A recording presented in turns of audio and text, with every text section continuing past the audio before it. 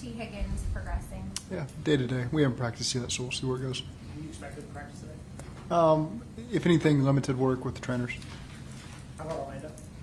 Same. We'll just take it day to day and see where it goes. Are you probably maybe inclined to be more cautious with Orlando, given that it's kind of flared up in the middle of the game last week? I think each week's a little bit different, and so we'll see where the week goes with us.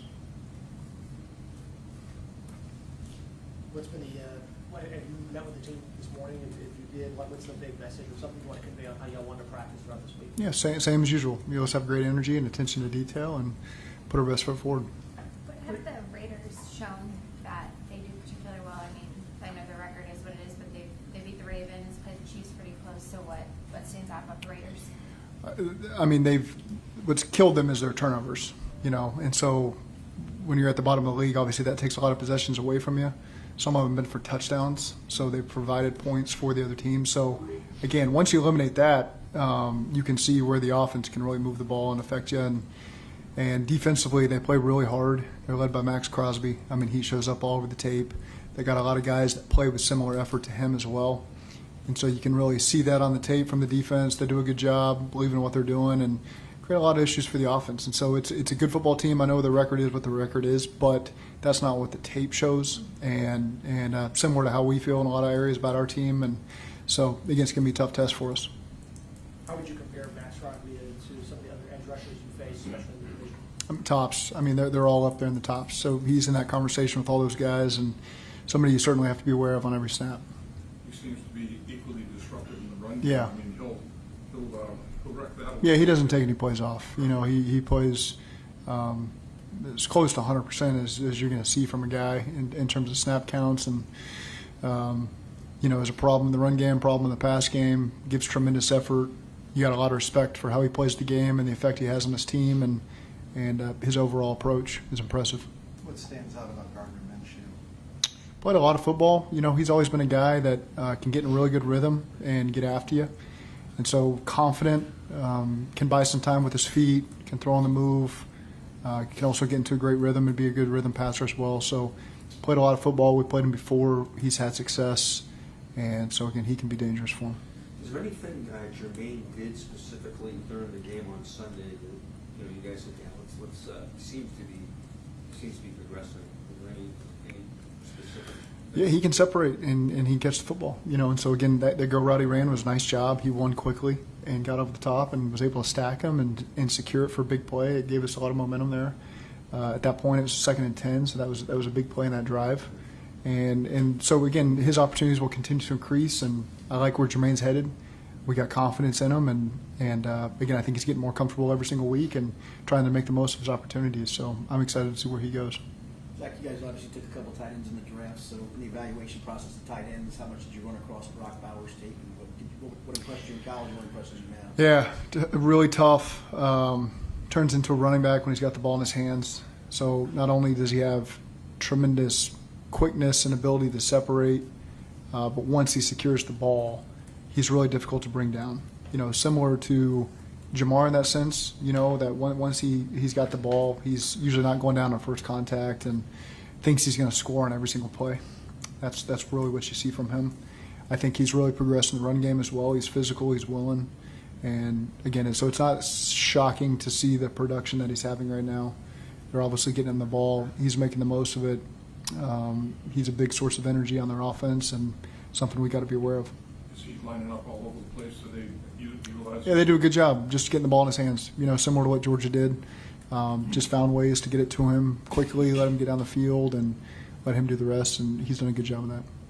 Given the expectations y'all had going into the year, have you sensed any heightened pressure or tension in order to kind of meet those expectations internally? What's kind of been that approach given kind of what y'all thought y'all could be by the end of the year? I think when you're in this league, you've got an urgency to win every single week, and so you always feel that. That's part of this profession. That's what I love about it. Is it's important. It matters. You got to work hard. You got to earn it. Nothing's ever going to be given to you, and so everything we get going forward, we will have earned. How do you feel like this group particularly, because every year is unique, has handled the expectations that have been built, given the success you've had over the last few years? I think we just take it week to week, and so again, we have our own expectations every single week. It's disappointing when you don't win the game. The best remedy for that is to have a great week and go find a win and then create some momentum. Going back to Sunday, you break down what you saw in the third and 22 conversion to get sick? Yeah, soft. You know, we didn't get enough. Oh, I'm sorry, other way around. I was going to answer a different question for you, Charlie. Really good job by Joe buying time there. So the initial part of the progression, it's third and 22, obviously, so it's going to be difficult to convert there. So what Joe really recognized was I got to buy some time to allow people to maybe uncover and get down the field. I don't have a lot of great third and 22 calls that are going to get us 25 yards down the field. So played off the protection. Gesicki initially was expecting the ball, and then Joe kind of let the rush get to him on the perimeter before dumping it over. And then Mike got us, really +1 from what we needed to get. So really good job extending that drive. Good awareness. Good scramble rules by everybody. We had guys getting across the field, deep, shallow. I can't remember who was on our near sidelines just trying to push vertical. So guys really did a good job, kind of what we preach, throughout the season with our scramble rules, and it showed up in a big way there. I'm sure there's plenty of blame to go around in the red game over the past month or so. What's the message been in general, or the mindset from offensive line and running backs to coaches? Overall, everyone's got to be more detailed. So, sometimes it can be a half second, getting to your responsibility. It can be a little more physical at the point of attack, doing a better job cutting off on the backside, hitting the hole exactly how it needs to be done, motion timing. So, again, we're being really hard on everything to make sure that no detail is left uncovered so that we can be better going forward and let that be a better part of our game. Is it fair to say it's fixable? Absolutely. I mean, it's the difficult part about that last game is we had 4 really good possessions, and then the 4th and 1 didn't go our way, and then I think we had 3 real plays after that. And so you didn't get a chance to commit to it further. And that's something we need to find a way to be able to do, and that starts with me. How confident are you that if this game doesn't go the way you wanted, the margin for error to go to the postseason slips a little bit more? I mean, how confident Yeah. is that? I don't know how many times I can say we're just focused on this game and trying to find a win to create some momentum for ourselves. With that said, there is a lot of talk out there about the margin for error for this team, and you have reiterated that the message remains the same every week. What makes you confident that the guys in the locker room can keep that message front of mind when there is so much noise around? Yeah, just the quality of people we have in there. So when you believe in the coaches and you believe in the players doing it, there's always a way that you can find, and I'm confident this team can find a way to do that. And so when you're in there every day in the meeting rooms and at practice, it just takes. We lost some close games. This was the least close game that we've lost. I don't really feel like it was what the score indicated. It got away from us there at the very end on those last couple plays. And so again, these guys still believe that we're right there on the fringe, and we just got to stick with it. We haven't played half our games yet, so there's going to be a lot of opportunity left. And I think when guys understand that opportunity and what's in front of us, the opponents we're going to have to play well against, to find a way to get in, these guys still believe in it, and so it gives me a lot of confidence being around them. Zach, 2-part question. Regarding the trade deadline, when you see other teams make deals, I assume you pay attention. Do you have any reaction? I'm aware of it. It doesn't affect me in any way. It's just we focus on what we're doing, and that's really all. I know I love this time of year because I get a lot of trade deadline questions, and it's just on the peripheral. We're so focused on the Raiders and finding a way to win, and if ever there's a time personnel comes to my office and asks me a question, then great. But in the meantime, we just focus on Las Vegas. That was going to be my follow-up is what percentage of your time, if there's much at all, dedicated to talking with the front office and keeping up to date? All the time, several times a week. I think it's as good of a relationship as you can have in terms of the communication with Duke and the other scouts. And so again, it's when you got a really good relationship, you trust each other. The communication doesn't have to be every day. It can be through text, through call, through popping down in the office. So we're on the same page there, which is good. And that goes all the way up to the top of the organization. Yeah, I really, truly think we do as good of a job as anywhere in terms of the overall communication and the day-to-day interaction.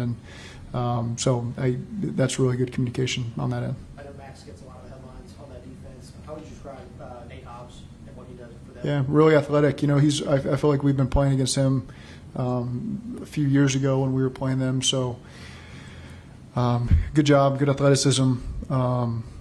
Is doing a really good job being a big part of that defense and can be a factor there playing nickel. Going back, I don't know if he played. I think he played in that 21 game. I'm not sure, it's a long time ago, but going back to that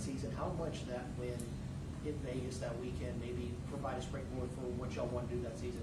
I think you can always look at points and seasons where you got a big win that for whatever reason propelled you forward and gave you some added confidence and some momentum. And I think we've kind of talked about momentum before and confidence. And there's certainly moments that you can have at the midpoint of the season that tells you who you are. I can remember that same season. We had that momentum, and then we lost 2 in a row to San Fran and to the Chargers. And I'm sure the narrative was, we're toast. And so I think that's where we've got confidence that you just take it one game at a time and find ways to create that win and get that feeling back in your system and then go from there. Is this always going to be a special opponent for you, given kind of the history you have with the playoff win in 21 that kind of sparked that run? Until you said that, I hadn't really thought that. Obviously, there's moments that will forever live with us, from that game. But the faces change, and you play the same team over and over again, and so I don't really feel that way. Defensively, Pratt and Wilson are just getting it done at an elite level. Talk a little bit about just their. It seems like they're just at a different level this year because obviously they're making a tremendous amount of tackles. We need production from them and from everybody, and a lot of times the backers, they got to be on top of the communication. They got to be there at the point of attack. A lot like tight ends, they're a big part of the run and the pass. And so, again, those are 2 guys. Jermaine's the captain. I look at Logan as a captain. 2 guys that we depend on to continue to lead us. Zach, in your 1 year UC and then your other stops in the NFL, did you Oh, have boy. much interaction with Marvin Lewis? No, not a lot. Always really liked in the limited interactions I've had. Ton of respect for him. He did such a great job for such a long time, and it's I know he's in Vegas now, and we'll love to say hello to him. Again, all the respect in the world for him, and he's always treated me really well in the 3 or 4 interactions we've had over the years. With T in Orlando, does it factor into the equation at all that next week's a short week and a division opponent as to whether they play this week? We always factor it in. Again, I think we'll just know more here in these next couple of days of what the overall picture is for this week or beyond. And so, again, it's too early for me to really make a decision on where that's going to head. Okay, thank you. Thanks, Zach.